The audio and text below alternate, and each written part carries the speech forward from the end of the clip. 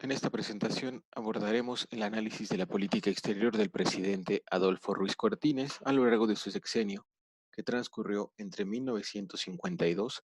y 1958.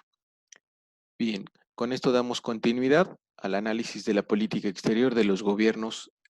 entre 1946 y 1970 correspondientes a la unidad 1 del curso. Comenzaremos entonces con el análisis de los factores internos que de manera particular tuvieron influencia en el gobierno de Adolfo Ruiz Cortines. Como podemos apreciar en la diapositiva, encontramos 5 factores internos que de manera específica tuvieron importancia en estos 6 años. En primer lugar, se destaca la crisis de legitimidad del gobierno anterior, es decir, el gobierno de Miguel Alemán Valdés. ¿A qué se debió esa falta de legitimidad del gobierno anterior y que de alguna manera se va a heredar a su sucesor debido a que Ruiz Cortines ocupó el cargo de secretario de Gobernación en el sexenio de Alemán? Entre otras causas encontramos distintas acusaciones de corrupción en contra de Alemán y otros miembros destacados de su gabinete, acusaciones que iban desde enriquecimiento ilícito, tráfico de influencias, así como el nepotismo entre algunos de sus integrantes. También se debió a los intentos de reelección del propio Alemán, quien de alguna manera promovió una serie de rumores en la prensa escrita acerca de la posibilidad de reformar la Constitución para permanecer en el cargo, o bien impulsar a un personaje muy cercano a su grupo político, Fernando Casas Alemán, para que él pudiera ser el sucesor presidencial de Alemán Valdés. Una tercera causa fueron las acciones de represión que a lo largo de su sexenio desplegó en contra de movimientos sociales opositores, ¿sí? Comenzando desde el movimiento padillista en 1946 y sobre todo la represión en contra de movimientos sindicales, de ferrocarrileros, de petroleros, de telegrafistas, profesores a lo largo de su sexenio y que obviamente provocaron la pérdida de apoyo de importantes sectores opositores al gobierno de Alemán. También se cuestionaba su legitimidad por el viraje a la derecha y el abandono de los postulados de la Revolución Mexicana que se observaron a lo largo de su sexenio y que sobre todo afectaron los intereses de sectores como los campesinos, como los obreros, así como algunos otros sectores populares del país a lo largo de su sexenio. Un segundo factor interno importante, sumado al anterior, fue la recesión económica, la inflación y la devaluación que también en buena medida se heredaron del sexenio anterior y que marcaron el inicio del gobierno de Adolfo Ruiz Cortines. Hablamos en primer lugar de la desaceleración económica que se observó en 1952, año en que la economía solamente creció 4%, lo cual fue una cifra inferior al promedio que se tuvo durante el sexenio de Alemán. En 1953 la economía se estancó, pues solamente creció 0.3% durante el primer año de Adolfo Ruiz Cortines, eh, y esa situación derivó a que en 1954, a inicios de este año, se produjera un notorio aumento de los precios derivado de la escasez de distintos bienes, tanto procedentes del campo como de las manufacturas, y llevó a una inflación de 2 dígitos que en ese año, en 1954, llegó a la cifra de 16%. Precisamente en ese contexto económico de desaceleración, estancamiento e inflación a la alza, se decidió promover la devaluación del peso frente al dólar. El peso frente al dólar estaba en un tipo de cambio de 8.65 en 1952. No obstante, un año después se devalúa a 11 pesos con 30 centavos y finalmente esta devaluación llegará a los 12 pesos con 50 centavos en 1954. Obviamente esa decisión frente al tipo de cambio provocó una serie de elementos negativos que incrementaron el malestar de varios sectores de la sociedad e incluso de algunos sectores económicos, sobre todo aquellos que dependían de la importación de distintos insumos para sus procesos productivos. No obstante, el gobierno tomó esa decisión de la devaluación hasta 12.50 en 1954 como una forma de reducir la apreciación de el dólar frente al peso y que ya había llevado a que nuestra moneda pues se encontrase sobreapreciada frente al dólar. Esa situación facilitó de alguna manera que en 1954 se tuviese un crecimiento económico cercano al 10% porque se abarataron las exportaciones mexicanas, sobre todo hacia los Estados Unidos. El inconveniente es que a la par de ese crecimiento del PIB también se produjo un nuevo aumento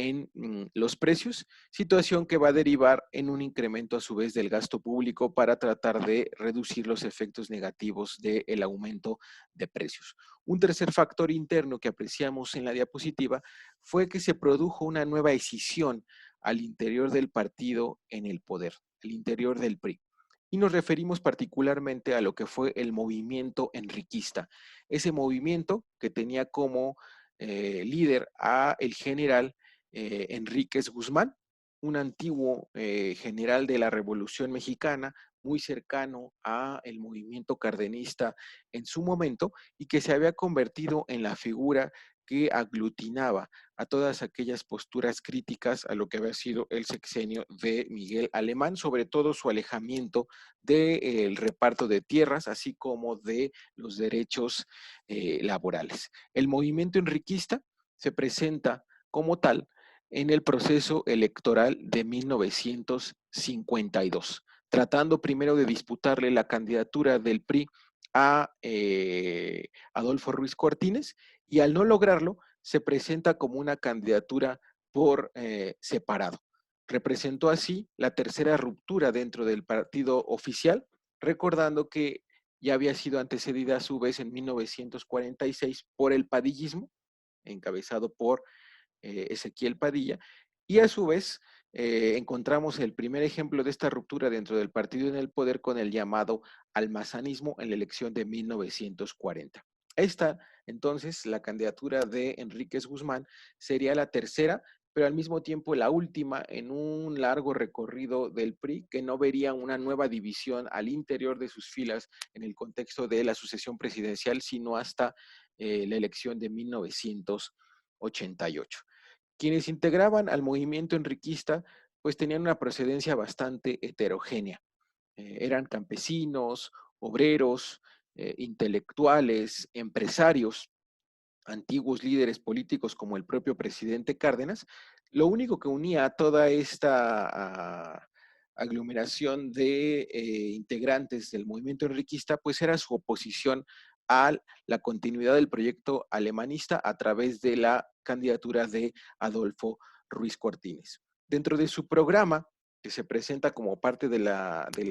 oferta electoral en 1952, destaca pues el regreso a las demandas y anhelos de la Revolución Mexicana, el respeto a la Constitución, poner fin a la corrupción que había llegado a un punto bastante evidente durante el sexenio de Alemán, y también el apoyo al capital privado nacional. Como podemos ver, pues en su programa están presentes las necesidades y anhelos de los distintos grupos que integraban al movimiento enriquista, y en lo cual pues también encontraremos parte de su debilidad para hacer frente al PRI y a su candidato Ruiz Cortines. Este movimiento, como decíamos, y su candidato se presentan en elección que se lleva a cabo en julio de 1952, en la cual pues, es derrotado, obtiene cerca del 15% de los votos, pero a pesar de esa derrota que sufre en las urnas y a la posterior persecución y represión que se cierne sobre sus líderes e integrantes, pues va a mostrar el descontento que ya existía en un sector importante de la sociedad, de la clase política, empresarial, hacia el PRI, lo cual obviamente tratará de ser recogido por el gobierno de Ruiz Cortines, quien integrará algunas de las demandas del movimiento enriquista a lo largo de su administración, sobre todo aquellas demandas que no ponían en riesgo alguno los intereses de los sectores que respaldaban y mantenían al PRI en el poder. Un cuarto factor interno importante en este sexenio será el proyecto de contraste y austeridad a lo largo del sexenio de Ruiz Cortines. Esta política de contraste y austeridad tiene como objetivo principal evitar una nueva crisis de gobernabilidad, un nuevo contexto de inestabilidad político-electoral como el que se vivió en 1952 con el enriquismo, y para ello pues recurrirá a una serie de estrategias o de herramientas que se centrarán sobre todo más en la forma que en el fondo. Encontramos ejemplos en ese proyecto de contraste y austeridad, un cambio en el estilo personal de gobierno de Ruiz Cortines que contrastaba enormemente con lo que había sido el estilo de gobierno del propio alemán. Ruiz Cortines se caracteriza entonces por un estilo mucho más sobrio, mucho más acotado al ámbito institucional, y también buscará enfatizar un discurso que busca establecer una moral pública. En ese sentido, se persigue la corrupción a través de la promulgación de la Ley de Responsabilidad de Funcionarios Públicos, que a la postre no tendría efectos relevantes en la persecución de actos de corrupción de ningún tipo, pero existía ya ese marco legal. También entran en este conjunto de medidas el reconocimiento del voto a las mujeres en 1953 y que se pondrá en práctica con motivo de las elecciones intermedias en 1955 y la búsqueda del PRI entonces para acercarse a este sector muy importante de la sociedad mexicana, pero que obviamente se acota al ámbito estrictamente electoral, pero que no significó en ningún sentido una participación real, una participación trascendente de las mujeres en la vida política nacional. Y finalmente, dentro de este esquema de contraste de austeridad, destacan las medidas que se llevaron a cabo contra monopolios nacionales y sobre todo extranjeros, así como algunos acaparadores de productos agrícolas a fin de contribuir de alguna manera a evitar la profundización de la crisis del campo y en el sector alimenticio del país. Y finalmente, un último factor interno que hay que destacar es el descontento social que se muestra en aumento a lo largo de todo este sexenio y que también, como señalamos, fue herencia del gobierno de Alemán y que ya se había puesto de manifiesto con el referido apoyo al movimiento enriquista al inicio del gobierno de Ruiz Cortines. También se había manifestado con el descontento provocado por la desaceleración, la devaluación y la inflación que se produjeron en 1952, 1953 y 1954. Un tercer ejemplo de este descontento fue la oposición a la contención salarial que estableció el gobierno de Ruiz Cortines a lo largo de su sexenio, lo cual generó pues la pérdida del poder adquisitivo y un descenso nuevamente en el nivel de vida de buena parte de la población del país. También se rechazó el corporativismo que continuó durante el sexenio de Ruiz Cortines y que profundizó el control gubernamental sobre los principales sindicatos del país, con algunas excepciones. Dichas excepciones precisamente fueron las que encabezaron los movimientos sindicales más fuertes en el sexenio de Ruiz Cortines y que fueron a su vez ejemplo de este descontento social a la alza, y dentro de los cuales destacan el movimiento magisterial encabezado por Otón Salazar, el movimiento campesino que se concentró particularmente en las regiones del norte y centro del país a través de la ocupación y la invasión de tierras. Y dentro de ellos, el más importante, sin duda, el movimiento ferrocarrilero, encabezado por Demetrio Vallejo y Valentín Campa, dos integrantes del Partido Comunista Mexicano, y que presentaron la principal oposición sindical y social a la política económica y social del gobierno de Ruiz Cortines, y que dado que surgieron ya en la parte final de su sexenio, pues no pudieron ser reprimidos y su resolución a través de esa vía se le dejaría al gobierno siguiente, es decir, el gobierno de Adolfo López Mateos. La respuesta mayoritaria o principal del gobierno de Ruiz Cortines frente a estos y otros movimientos sociales, sobre todo sindicales, pues no fue otra más que la represión y algunas concesiones que no ponían en entredicho los intereses de las clases dominantes ni reinante en aquel momento. Ahora bien, en lo concerniente a los factores externos, encontramos nuevos hechos, nuevos acontecimientos que tendrán impactos importantes en la vida interna y en la política exterior de este sexenio. En primer lugar, hay que destacar el fin de la Guerra de Corea que se produce en 1953. El término de esta guerra tuvo varios efectos en la vida de nuestro país. ¿Sí? En primer lugar, es importante destacar que a raíz del término de esta guerra se produjo una caída en la demanda mundial de materias primas, así como de algunas manufacturas. Obviamente, al caer la demanda mundial, debido a que las economías que se habían enfocado en la producción de armamento, pues ahora hay una mayor disponibilidad también de producción, es decir, se produce una disminución de la demanda, se produce a su vez un incremento de la oferta, lo cual llevará a que los precios de varias de estas materias primas, sobre todo materias primas procedentes del sector agrícola y del sector minero, pues caigan de manera drástica en sus precios, lo cual va a afectar algunas exportaciones mexicanas, particularmente lo que fue el caso del algodón, el plomo, el zinc, así como el azúcar. Y estos elementos pues van a favorecer y van a contribuir en la desaceleración y el estancamiento de la economía entre 1952 y 1953. Al caer tanto la demanda como los precios de estas materias primas de exportación para nuestro país, también llevó a una caída en el empleo de estos sectores, tanto del sector agrícola como del sector minero en nuestro país, lo cual a su vez también generó un aumento de la migración campo-ciudad al interior de nuestro país, pero también un incremento de la migración de México hacia los Estados Unidos, lo cual se combinó con una caída en la demanda de mano de obra mexicana en los Estados Unidos al término precisamente de la guerra de Corea,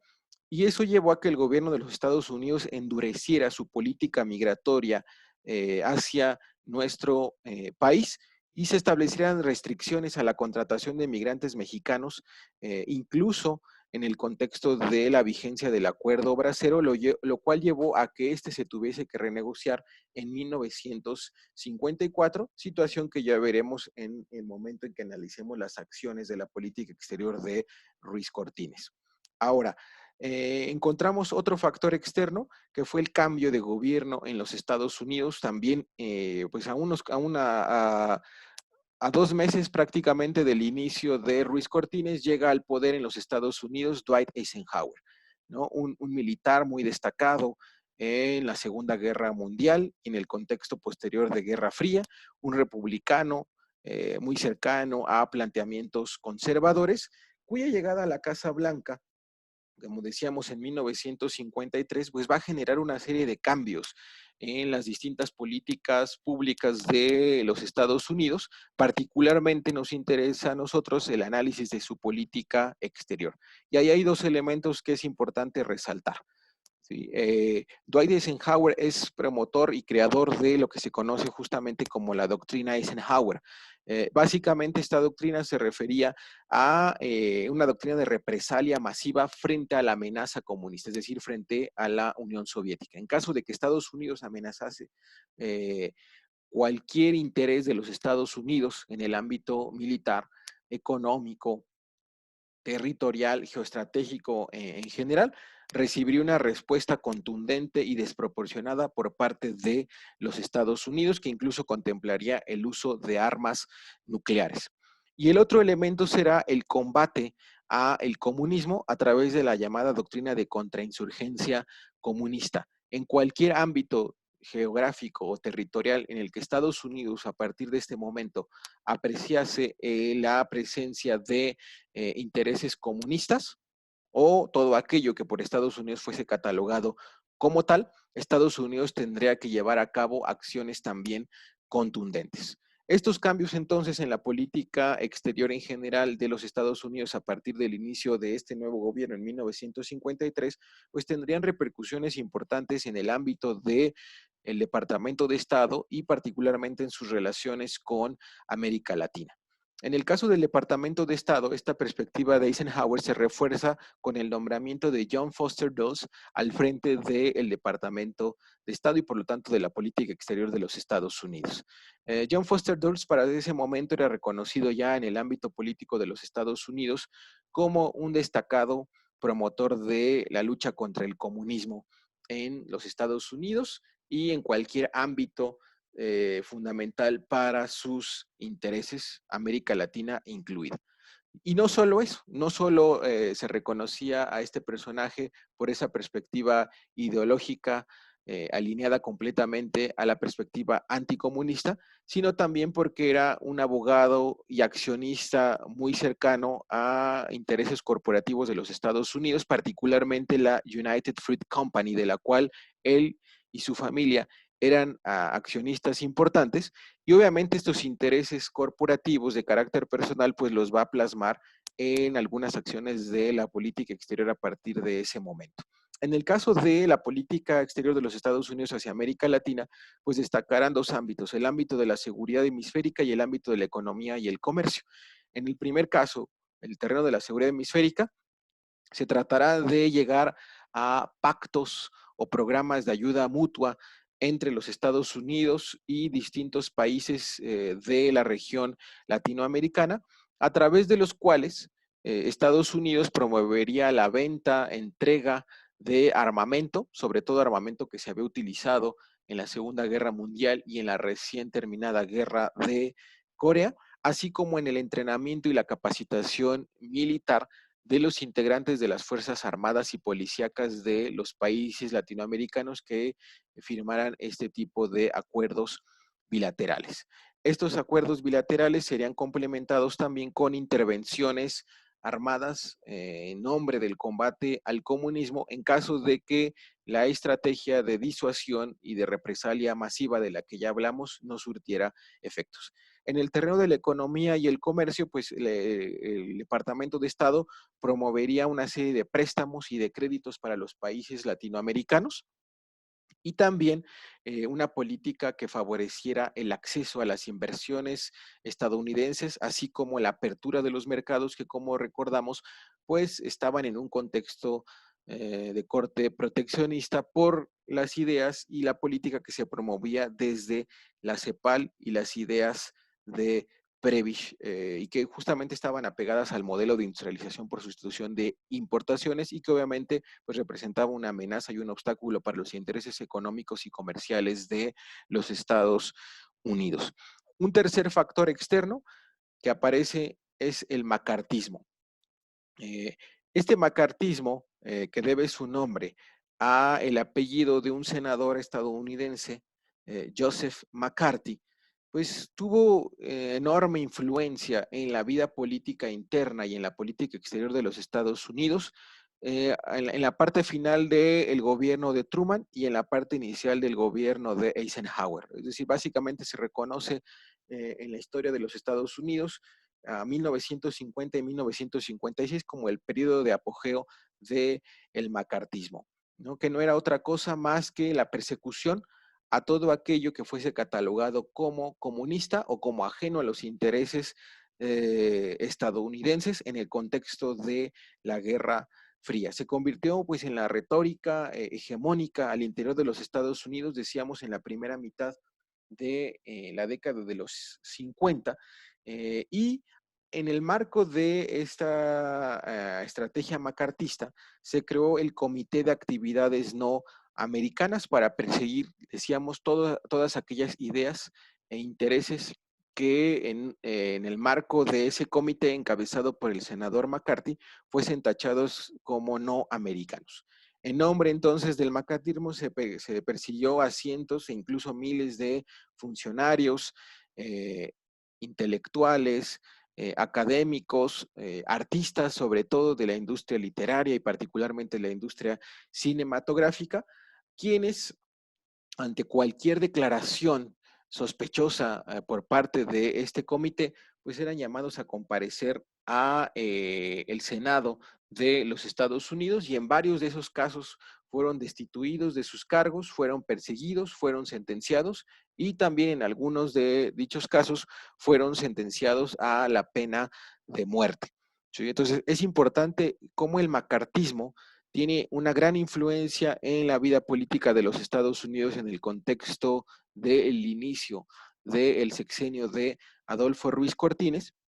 y eso va a favorecer y va a establecer una serie de límites en la relación México-Estados Unidos y que en buena medida van a pasar por este filtro anticomunista que se le exige, decíamos, tanto al gobierno de Alemán como de Ruiz Cortines y en nombre del cual, pues incluso en México también se persigue entre otros al Partido Comunista Mexicano, así como a algunos de sus individuos que ocupaban a su vez cargos importantes en algunos sindicatos y se utilizará la figura jurídica del delito de disolución social para irlos limitando, irlos reprimiendo y en su caso, pues eliminar cualquier tipo de influencia en la vida política de nuestro país. Un cuarto, pero no por ello menos importante factor externo, será la llegada del anticomunismo a América Latina, particularmente aquí el caso de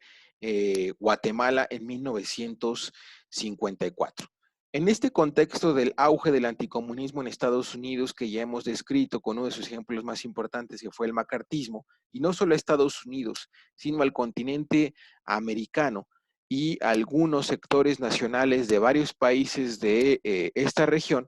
pues 1954 es un año importante en el caso guatemalteco. Guatemala se encontraba gobernada desde un año antes por Jacobo Arbenz, ¿sí? Un político destacado en ese país centroamericano y que formaba parte de un grupo que había llegado al poder en la llamada Revolución de 1944 y que para este año cumplía pues 10 años en el poder. Arbenz fue el sucesor del primer presidente emanado de este movimiento armado y un movimiento también político que había logrado eliminar a una corriente liberal muy cercana a los intereses de Estados Unidos una década antes y que había sido encabezado su primer gobierno por el presidente Arevalo, pues se distinguía sobre todo por promover un proyecto de corte desarrollista y nacionalista, en el marco del cual se estaban realizando una serie de reformas, sobre todo económicas y sociales, y particularmente una reforma agraria, que buscaba poner fin a la histórica concentración de tierra y de los monopolios, sobre todo extranjeros, y en ese caso, pues aparece justamente los intereses de los Estados Unidos, particularmente de una empresa que ya señalamos, de la cual su secretario de Estado era accionista, y hablamos de la United Fruit Company, que tenía en ese momento el 50% de la propiedad de la tierra cultivable en Guatemala, situación que se había ido generando a lo largo de una serie de gobiernos de corte liberal, como decíamos, muy cercanos a los intereses económicos de los Estados Unidos. Jacobo Arbenz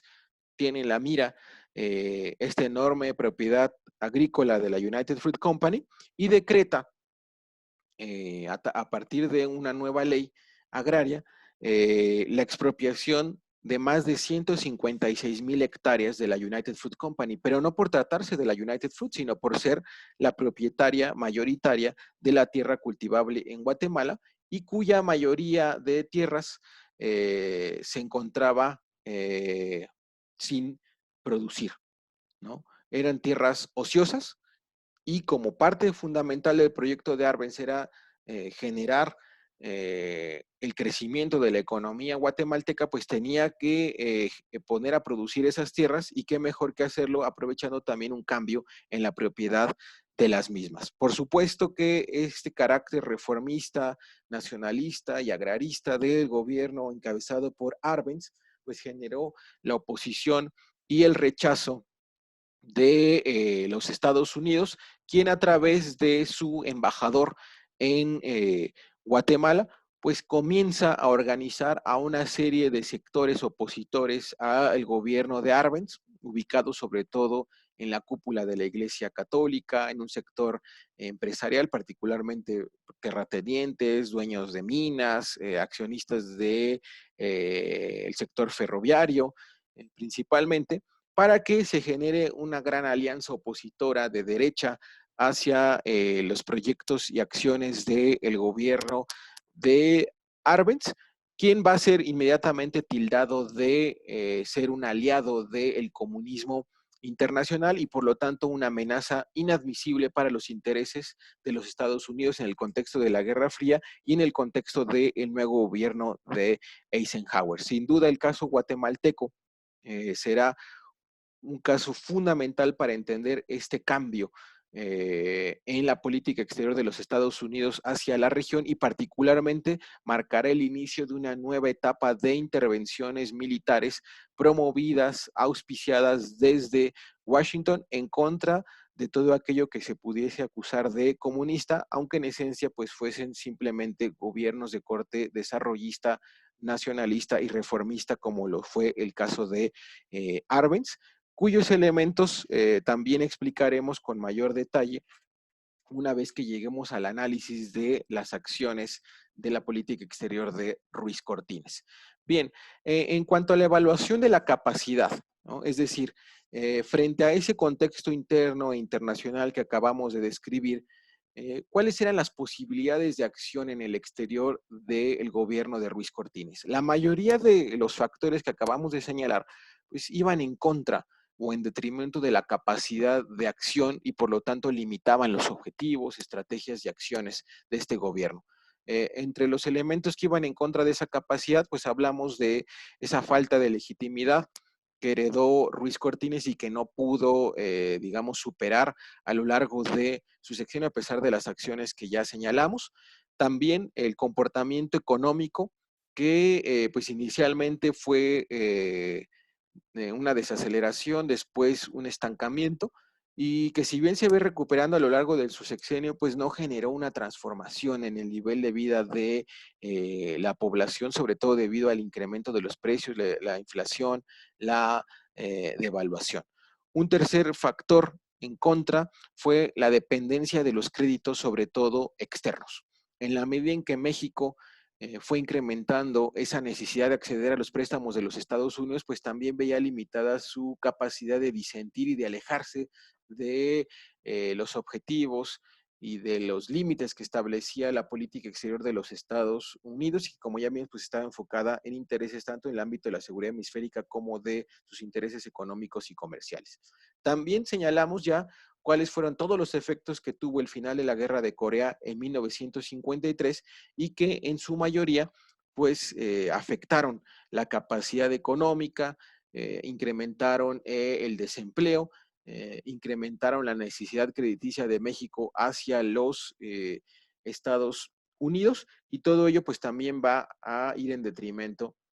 de esa capacidad. Ahora, paradójicamente, el nuevo gobierno en Estados Unidos, encabezado por Eisenhower, marcado, como ya decíamos, por este anticomunismo tanto al interior como al exterior, pues va a ser un elemento que juegue a favor de esa capacidad que tendrá Ruiz Cortines, porque la cooperación de México al compartir esa frontera de más de 3,000 kilómetros con los Estados Unidos,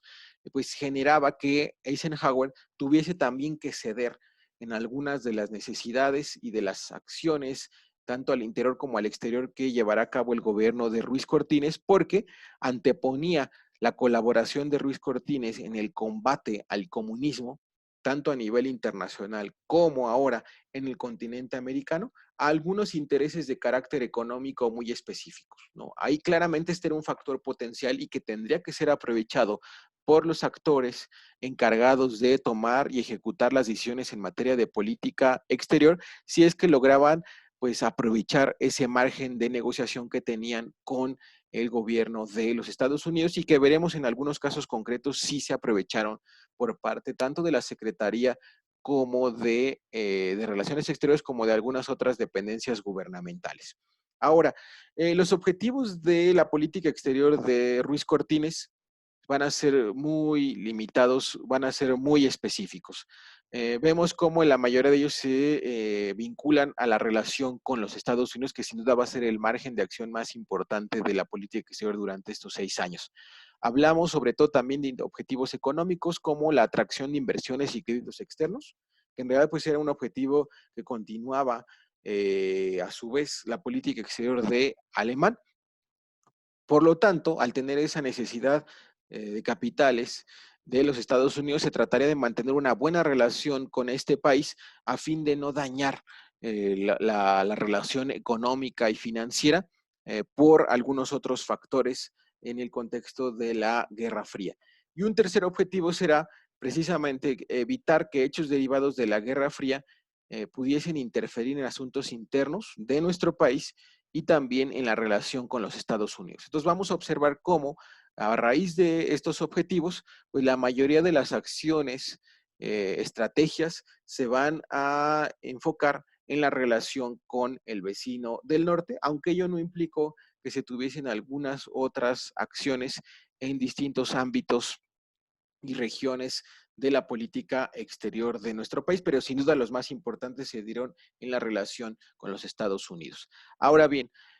también los actores involucrados en la toma de decisiones pues van a ser muy puntuales y particularmente aquí nos referimos a el secretario de Relaciones Exteriores y al embajador de México en los Estados Unidos. No aparece el presidente de la República, Adolfo Ruiz Cortines, porque es un personaje que se desentiende de la política exterior en su sexenio y, digamos, delega la misma a la Secretaría de Relaciones Exteriores y a su titular, en este caso, Luis Padilla Nerva. Nuevo, perdón. Es también un sexenio, como decíamos, muy concentrado en el ámbito de la política económica al interior y lo poco que prioriza en el ámbito de la política exterior será también acotado al ámbito económico. No obstante, eso no significó que dicha política pues fuese poco relevante en estos 6 años. En el caso de Luis Padilla Nervo, destacan dentro de sus datos biográficos, pues el que era un personaje formado en el ámbito del derecho. ¿Sí? Él estudió derecho en la Universidad Nacional de México, ¿sí? De donde egresó en el contexto, digamos, de la Revolución Mexicana, de la cual pues él va a brevar una serie de elementos ideológicos que después plasmará en su ejercicio diplomático. Él, antes de llegar a ser secretario de Relaciones Exteriores con Ruiz Cortines, pues ya tenía un largo camino recorrido en el ámbito de la diplomacia y el servicio exterior. Había sido, entre otros, representante de México en la firma de la Carta de Naciones Unidas, ¿no? Lo cual fue un hecho importante en su biografía. También fue el primer embajador de México ante la propia Organización de las Naciones Unidas y sin duda su cargo más importante en el ámbito de la política internacional fue el que fungió como presidente de la Asamblea General de las Naciones Unidas en el periodo ordinario de sesiones transcurrido entre 1951 y 1952. Como decíamos, estos solo son algunos de sus datos biográficos, pero que ejemplifican el que estamos hablando de un personaje que llega a la Secretaría con una serie de antecedentes de alto perfil. Es decir, era un personaje muy conocido, muy respetado en el ámbito multilateral, particularmente en el ámbito de las Naciones Unidas, y por lo tanto que vino a sumar a la capacidad de negociación y a la capacidad de acción de la diplomacia mexicana a lo largo de los 6 años. Fue el primero que terminó su encargo como secretario de Relaciones Exteriores desde 1952 hasta 1958, lo cual también le permitió pues darle continuidad a sus objetivos en materia de política exterior. ¿Cuál fue la influencia que tuvo Luis Padilla en la política exterior de este sexenio? Pues sobre todo, considero que, dada su formación y su trayectoria, pues fortaleció los fundamentos legales y doctrinarios de la política exterior de México. Estamos hablando sobre todo de los principios de no intervención, autodeterminación, igualdad jurídica, que él mismo había contribuido a forjar dentro de la diplomacia mexicana, y no solo ello, sino de plasmar en distintos instrumentos de derecho internacional público, como lo fue la propia carta que él contribuyó, la Carta de Naciones Unidas que él contribuyó a redactar, también los principios que se establecieron en la Carta de la OEA en 1948, y justamente también el ámbito del derecho internacional público, que él en distintas ocasiones pues encabezó esa Comisión de Derecho Internacional Público en el seno de Naciones Unidas, y que también permitió a la diplomacia mexicana en aquellos años pues profundizar en el ámbito multilateral, que él siempre trató de resaltar por encima de otros ámbitos bilaterales o incluso regionales, como lo fue en su momento la OEA. Ahora, en el caso de Manuel Tello, quien fungió como embajador de México ante los Estados Unidos, también a lo largo de todo este sexenio, pues también es un personaje que tiene varios elementos en común con Luis Padilla, ¿sí? Él también se formó en el ámbito del derecho, ¿sí? Y también había tenido importante participación en la Secretaría de Relaciones Exteriores antes de ser nombrado embajador ante los Estados Unidos. Él llegó incluso a ser secretario de Relaciones Exteriores entre 1951 y 1952, es decir, en el último año del gobierno de Alemán, lo cual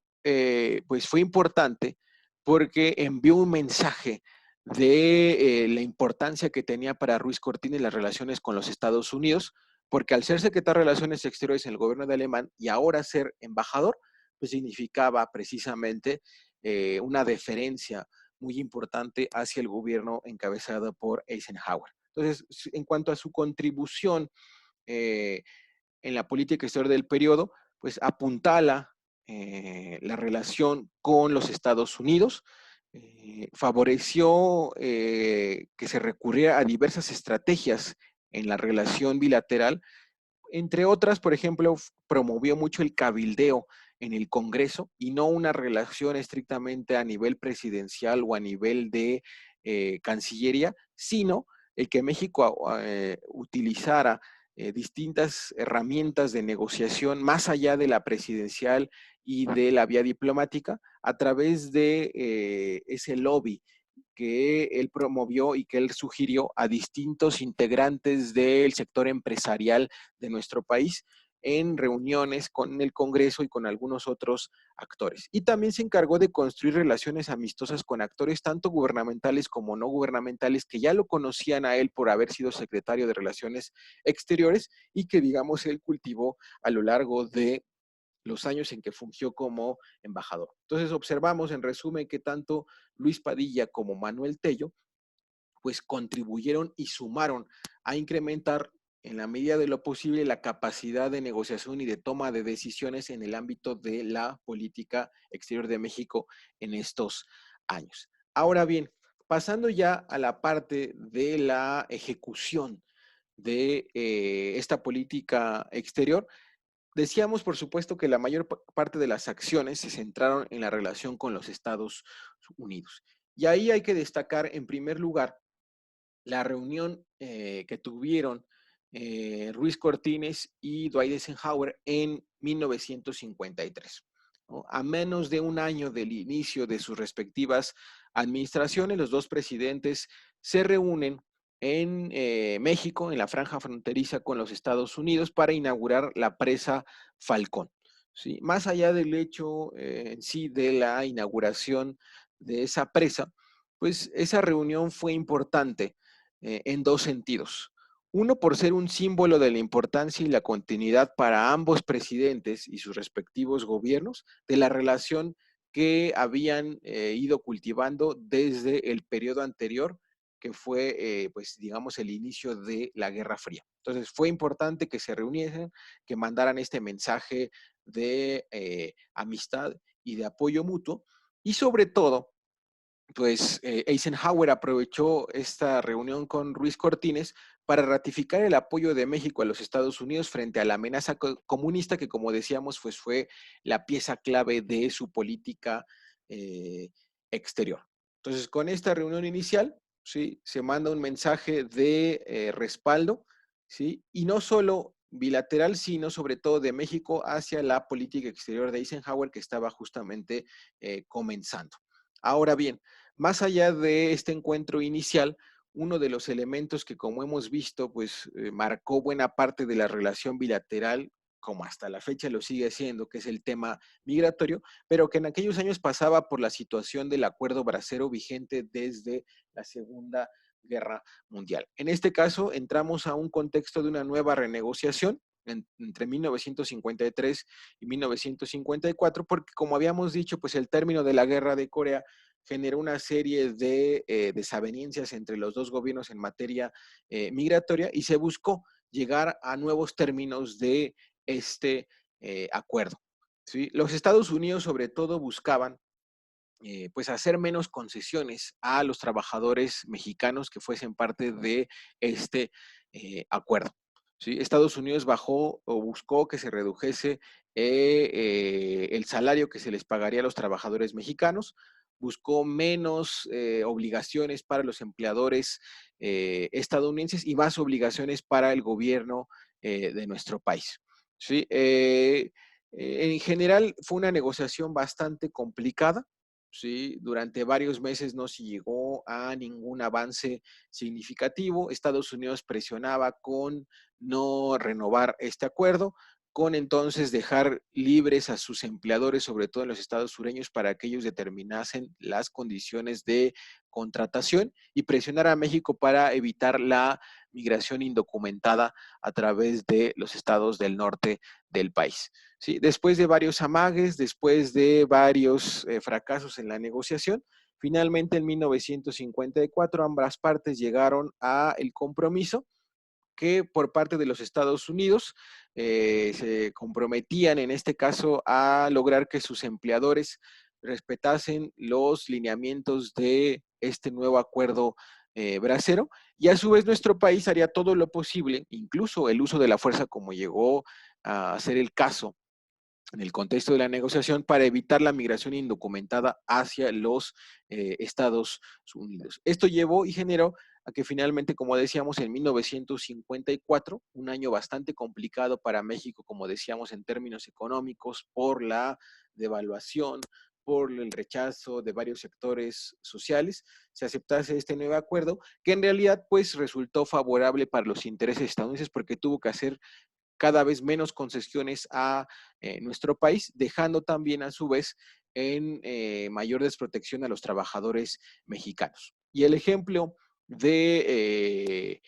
el beneficio que esto reportó para el gobierno y sobre todo los empleadores estadounidenses fue que inmediatamente después de que Estados Unidos logró la firma del gobierno de Ruiz Cortines para este acuerdo,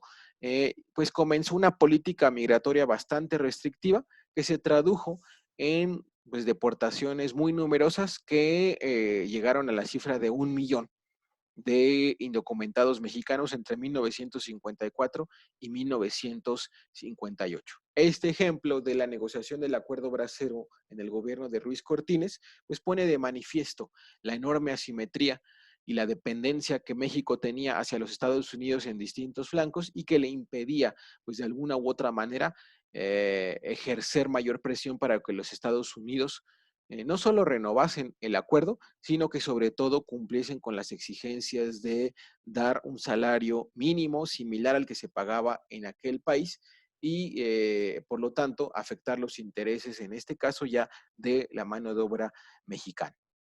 Ahora, llegamos sin duda a un aspecto central de la política exterior de Ruiz Cortines, que más allá de la relación con Estados Unidos, pues ocuparía buena parte del análisis de su política exterior y nos referimos a la crisis en Guatemala. Por supuesto que esta crisis pasa por la postura de los Estados Unidos y el gobierno de Eisenhower. Ya habíamos señalado que desde la llegada al poder de Jacobo Arbenz, pues fue acusado por el gobierno y particularmente por el embajador de los Estados Unidos en ese país de ser un aliado del comunismo internacional, estar bajo el control de ese movimiento, esa conjura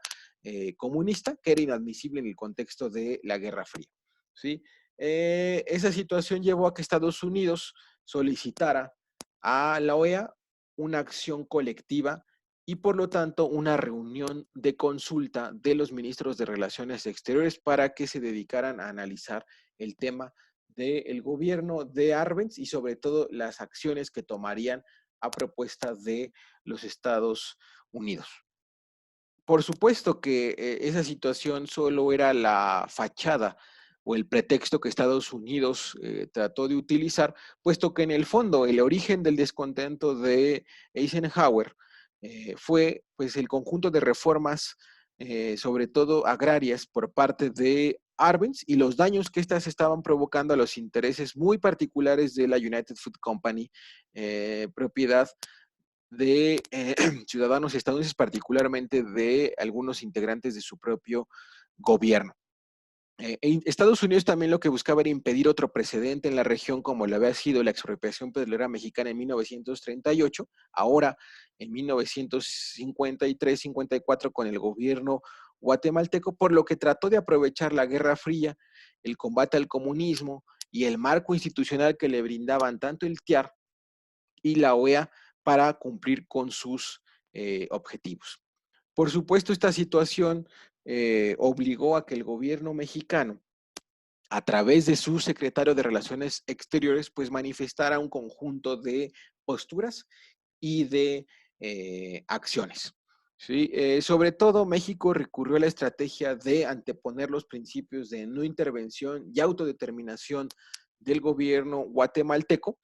por lo que señaló con motivo de la reunión que se llevó a cabo en Caracas en marzo de 1954 para establecer que el modelo económico o político de cada estado era un asunto interno y que solo le competía a ese país, a su gobierno y a su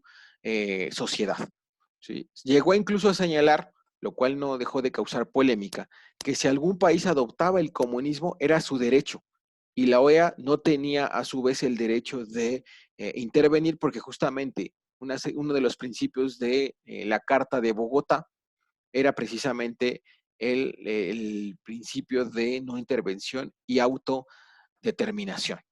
Ahora, es interesante que frente a este choque de posturas, por un lado la de Estados Unidos que llamaba a intervenir para legitimar eh, esta acción en el marco de la OEA y de sus intereses frente al comunismo, aunque en realidad decíamos pues eran intereses económicos muy particulares, y la postura de México, pues destaca el resultado que se tuvo en el marco de esa reunión. En esa reunión en Caracas se aprobó una resolución contra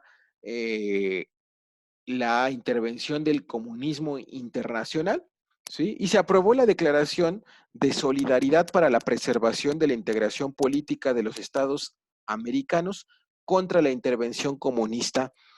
internacional. Un nombre larguísimo, pero que en realidad se resumía en el apoyo a la postura de los Estados Unidos en contra del gobierno guatemalteco. ¿Sí? Ahora resalta que en el contexto de esas discusiones en Caracas, México, junto con Argentina, se abstiene de apoyar esa declaración. ¿Sí? Eh, por supuesto, Guatemala vota en contra, pero llamó la atención el hecho de que si bien México se abstuvo, ¿sí? Y cuestionó el hecho de que esta resolución abría la puerta para legitimar una serie de acciones contra algunos gobiernos de la región latinoamericana, no hizo el intento por generar apoyos hacia su postura en contra de esta declaración y en contra de los intereses estadounidenses. Y esto no deja de ser importante, ¿sí? Porque decíamos, esa delegación mexicana que estuvo presente en la reunión de Caracas, en la cual se discutió y finalmente aprobó esta resolución, fue encabezada en el caso de México por el secretario de Relaciones Luis Padilla Nervo, ¿sí? Esto no hay que dejarlo pasar de largo porque con el prestigio, el reconocimiento y la capacidad que tenía Luis Padilla Nervo por todos sus antecedentes, particularmente en el ámbito de las Naciones Unidas, pues bien pudo haber utilizado esos elementos a su favor,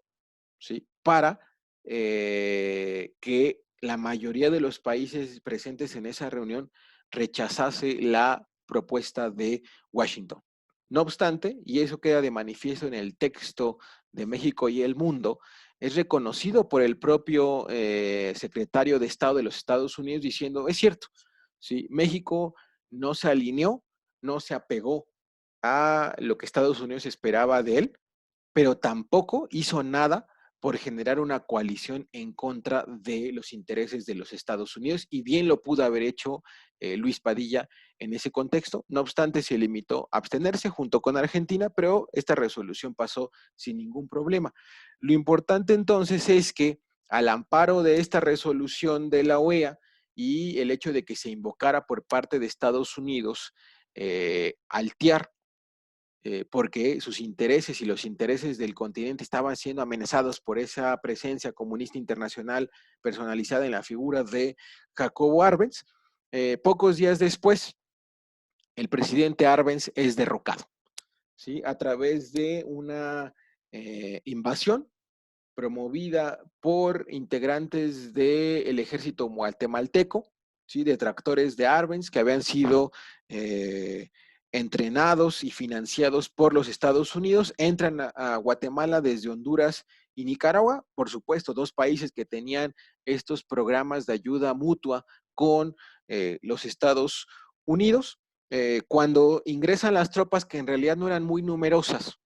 ¿sí? Y sobre todo lo que trataban era generar una situación de ingobernabilidad y de caos en Guatemala para el gobierno de Arbenz. Lo que hace Guatemala en el ámbito diplomático es solicitar una reunión de emergencia del Consejo de Seguridad de Naciones Unidas. Por supuesto, no recurre a la OEA porque la OEA le había dado de la espalda con esa reunión en Caracas. Entonces, Arbenz acude a Naciones Unidas, solicita esa reunión, pero a la vez el Consejo de Seguridad de Naciones Unidas solicita información previa a la propia OEA. ¿No? Con lo cual, pues obviamente el Consejo de Seguridad de Naciones Unidas se desentiende de la crisis guatemalteca, se admite, incluso por parte de la Unión Soviética, que la crisis en Guatemala es un asunto dentro de la esfera de influencia de los Estados Unidos, y la OEA, a su vez entonces, tiene en sus manos la atención de este conflicto en Guatemala, esta invasión por parte de tropas procedentes desde Honduras y Nicaragua, y la OEA resuelve reunirse hasta el 7 de julio. ¿Sí? Obviamente aquí el tiempo era crucial. ¿Sí? Antes de que se cumpla ese plazo, Arbenz, dada la presión no solo de esos sectores del ejército guatemalteco, sino por supuesto de la presión que sufre en todos los terrenos por parte del gobierno estadounidense, presenta su renuncia el 28 de junio, forzada por supuesto esa renuncia por esta intervención militar procedente de los países vecinos y auspiciada por los Estados Unidos, y deja el poder. ¿Sí? Lo deja de manera interina a quien encabezaba las Fuerzas Armadas de Guatemala, quien dentro de sus primeras medidas lo que hace es eh, reintegrar a la United Fruit Company las tierras que habían sido expropiadas en nombre de la reforma agraria promovida por el gobierno de Arbenz, lo cual pues pone de manifiesto y ratifica las dudas y las sospechas de que en realidad detrás de estos militares guatemaltecos pues estaban los intereses corporativos de los Estados Unidos, quienes pues a través de esta acción en Guatemala pues dejan una serie de lecciones importantes en su relación con América Latina y en el uso que le daría al TIAR y a la OEA. Este caso guatemalteco en 1954 es la primera vez que se invoca al TIAR en nombre del combate al comunismo, situación que como vimos es aprobada por la mayoría de los países integrantes del TIAR. ¿Sí? Es también la primera prueba exitosa para la estrategia de los Estados Unidos contra el comunismo en América Latina, y en ella pues echa mano tanto de sus recursos diplomáticos como la OEA, pero también de acuerdos bilaterales con sus aliados en Centro, Sudamérica y el Caribe para forzar a la salida del poder de este tipo de gobiernos nacionalistas y reformistas. Y por supuesto, se pone en práctica el uso del discurso y de la estrategia contra el comunismo, pero en este caso contra gobiernos que en todo caso pues solamente podían ser tachados de nacionalistas, pero en ningún sentido de comunistas. Y finalmente, la última lección y efecto que tiene el caso guatemalteco es el reinicio de una etapa de invasiones, de intervenciones auspiciadas y promovidas por los Estados Unidos que se habían visto interrumpidas pues por la Segunda Guerra Mundial, ¿sí? Pero que una vez iniciada esta nueva etapa de Guerra Fría, pues se reactivaban y que no serían, por supuesto, la última vez, sino serían solo la primera de una serie de intervenciones que iremos viendo a lo largo de las siguientes décadas que pues, van a generar una nueva tensión entre algunos países latinoamericanos, México incluido, y los Estados Unidos, pero también van a ir desgastando a instituciones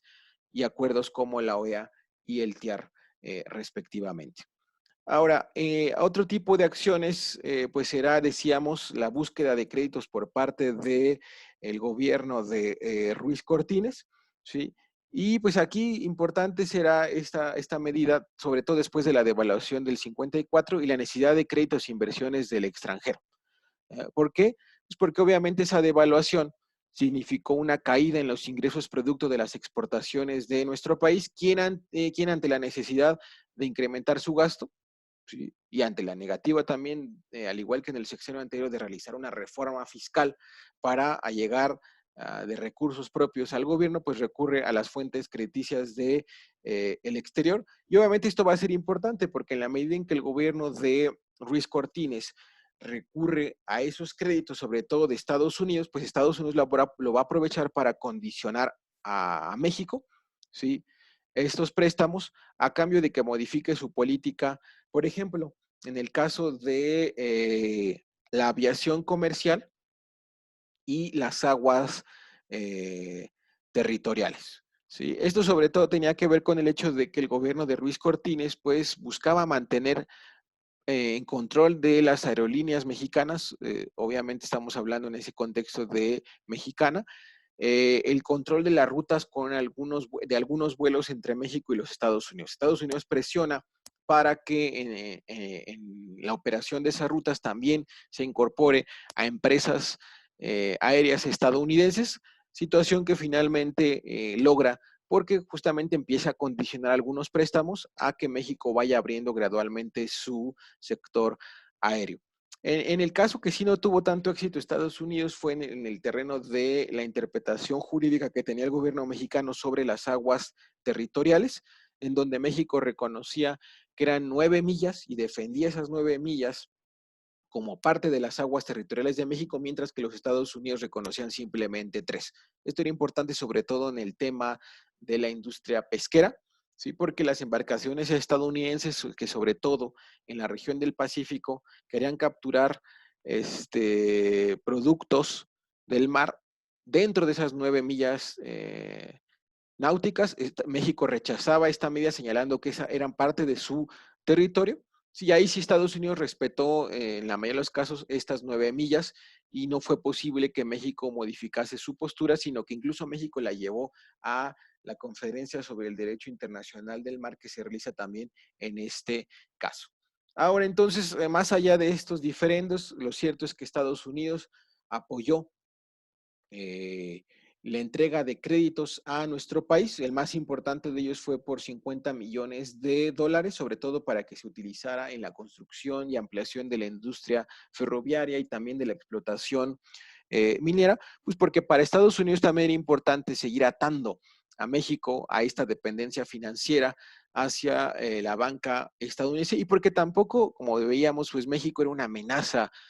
más allá de algunos diferendos diplomáticos y algunos principios de política exterior, no era una amenaza para los intereses realmente importantes ni en materia de seguridad internacional y hemisférica y tampoco para los intereses económicos y financieros, puesto que México abrió varios sectores importantes a la entrada de capitales estadounidenses. Y bien, para ir cerrando ya la parte de las acciones, que tampoco, como decíamos, pues hay muchos más ejemplos, más allá de los que ya hemos señalado con Estados Unidos y por la crisis de Guatemala, pues encontramos también ahí el hecho de que en este sexenio se van a profundizar las relaciones que habían sido restablecidas ya en la parte final del sexenio de Alemán con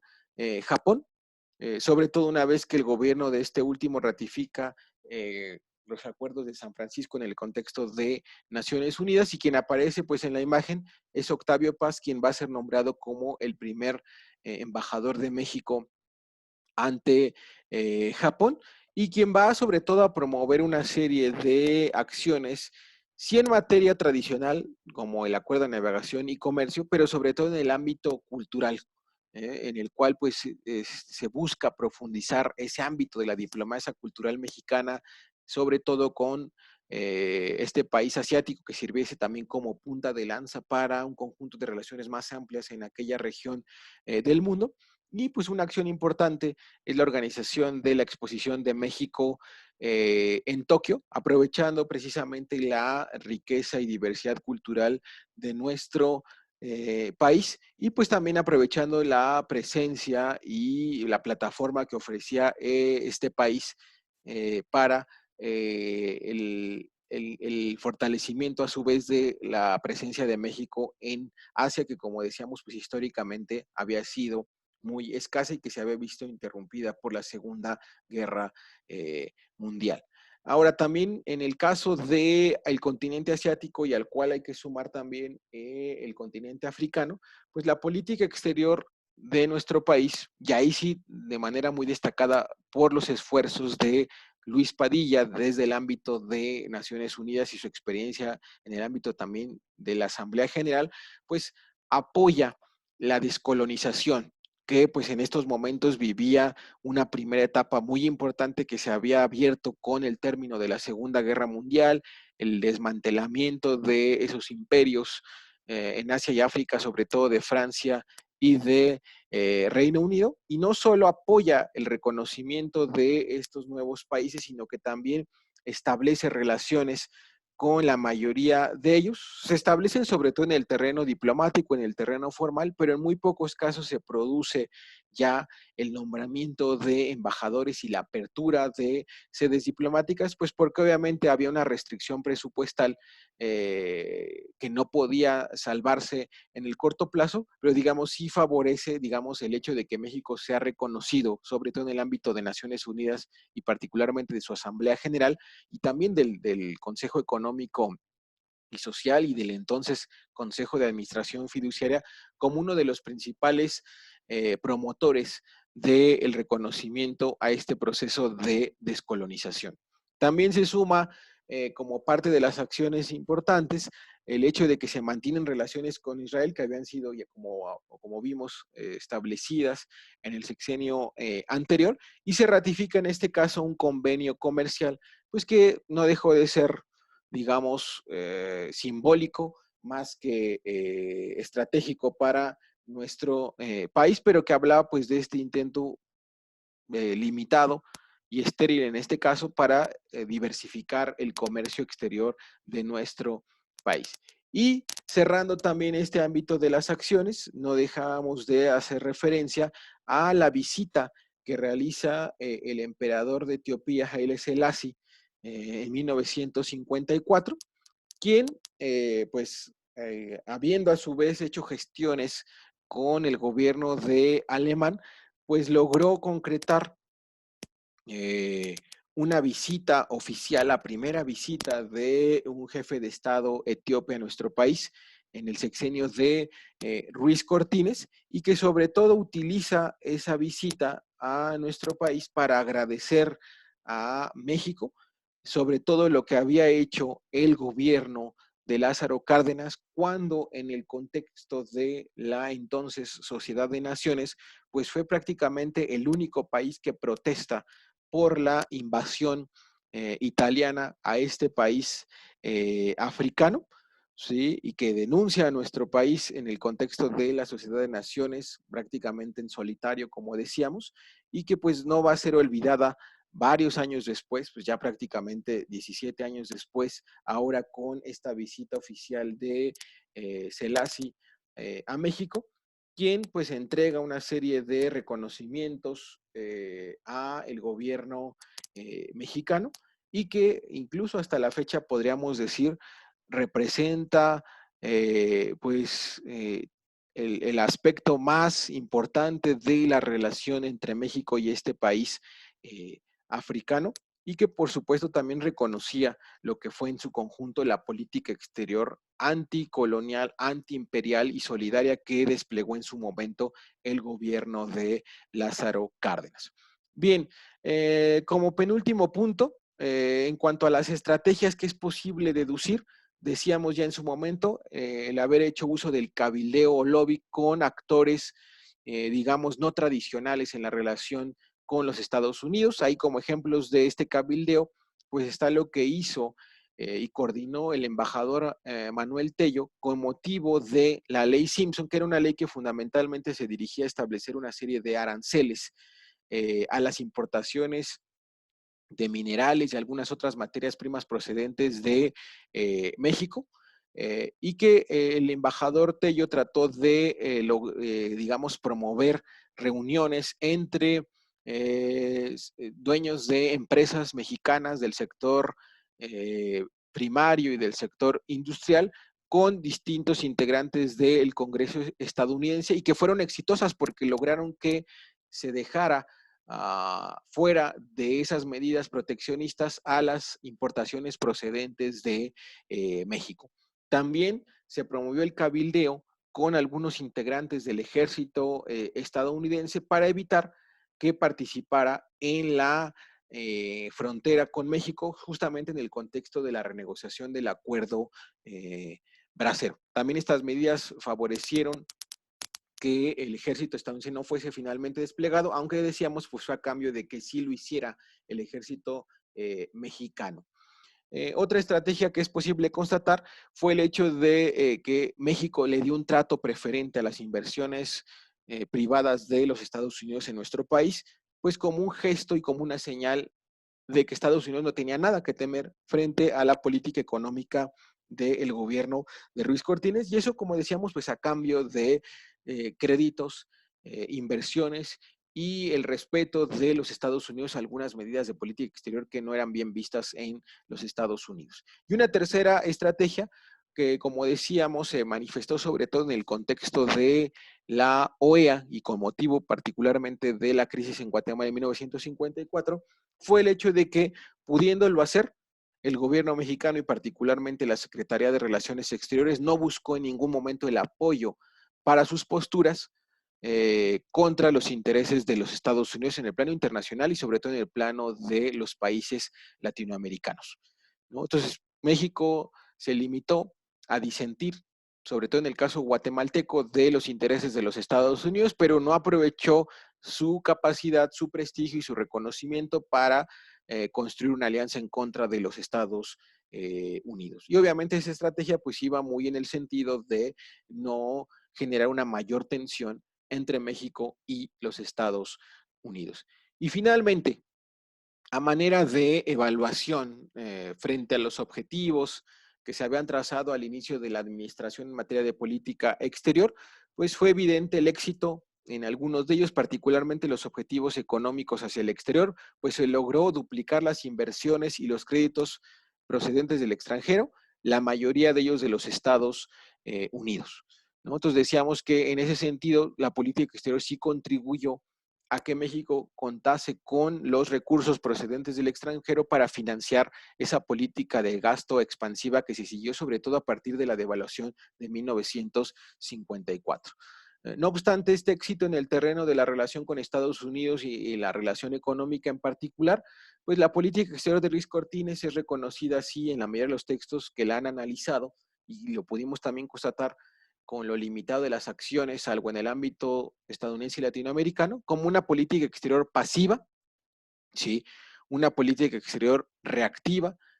concentrada y dependiente sobre todo en el ámbito de su accionar con los Estados Unidos, ¿sí? Lo cual pues también de alguna manera contribuyó a limitar la capacidad de negociación de México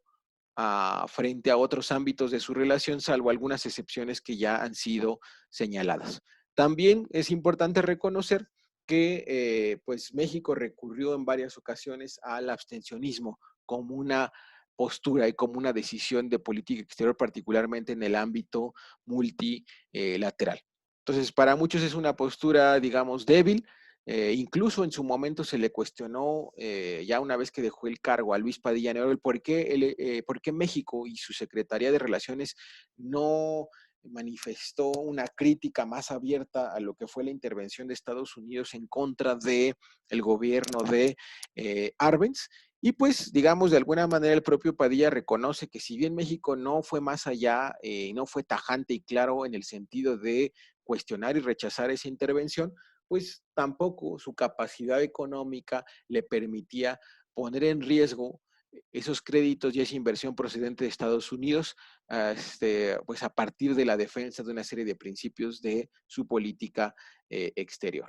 Bien, y decíamos que también en algunos casos esta política exterior es interesante, sobre todo en el caso guatemalteco y en el caso de Israel, porque se utiliza la influencia de actores no gubernamentales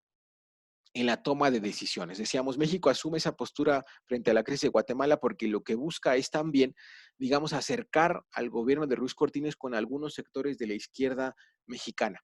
¿Sí? Que ante la pérdida de legitimidad de este gobierno y su antecesor, pues se encuentran en la política exterior precisamente esa válvula de escape, y lo mismo ocurre en el caso de Israel, donde vemos la influencia de la comunidad judía empresarial en México para lograr que se llegara a un acuerdo comercial con este país del Medio